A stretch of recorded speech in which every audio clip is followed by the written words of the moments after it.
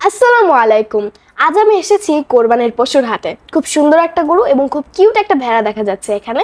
সাথে একজন বিক্রেতাকেও বসে থাকতে দেখেছি। তো আজ এই বিক্রেতার কাছেই জানবো এই পশুগুলোর দাম সম্পর্কে।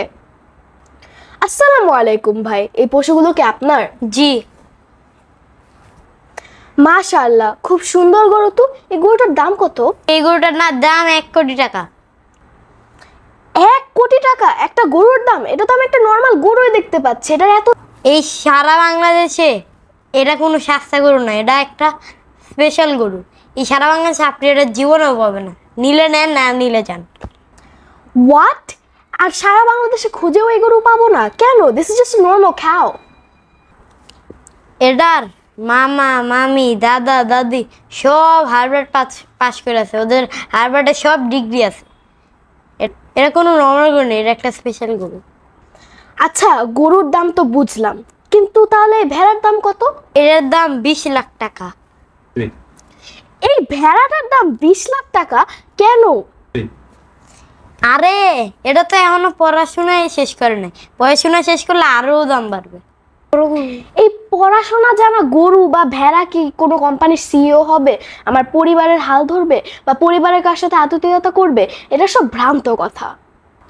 পশুর ক্ষেত্রে উচ্চ বংশ হয় না, সেটা শুধু মানুষের ক্ষেত্রেই হয়।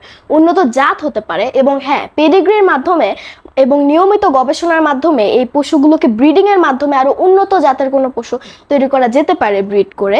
তবে কোরবানির ক্ষেত্রে এগুলো কিন্তু প্রয়োজন নয়। কোরবানি হচ্ছে একটা ওয়াজিব ইবাদত, অর্থাৎ 1 রাকাত নামাজের থেকেও এই কোরবানি কিন্তু কম গুরুত্বপূর্ণ। তবে রিসেন্টলি দেখা যাচ্ছে যে উন্নত মানের গরু বা ভেড়া বা ছাগল নিয়ে এই কোরবানি দেওয়া হচ্ছে এবং এটার জন্য এগুলোর দাম বেড়ে যাচ্ছে। তবে এটা কিন্তু রিয়া ছাড়া আর কিছুই নয়। It's really unnecessary. আমাদের সেই কত বছর আগে আমাদের প্রিয় নবী হযরত মুহাম্মদ সাল্লাল্লাহু আলাইহি ওয়াসাল্লাম কিন্তু এই রিয়ার ব্যাপারে আমাদের সতর্ক করে দিয়েছিলেন। সাহাবীদের উদ্দেশ্যে বলেছিলেন যে তোমাদের এবং আমাদের ভবিষ্যৎ উম্মতকে নিয়ে আমি খুব ভয় পাই।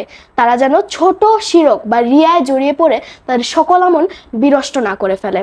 অর্থাৎ রিয়ার মতো ভয়াবহ বিষয় যেন আমরা জড়িয়ে না পড়ি। কোরবানির পশুর ক্ষেত্রে কিছু সিম্পল ক্রাইটেরিয়া আছে। এর বয়স ঠিক থাকতে হবে, হালাল পশু থাকতে হবে এবং অবশ্যই এর নাক বা লেজ কাটা থাকা যাবে না।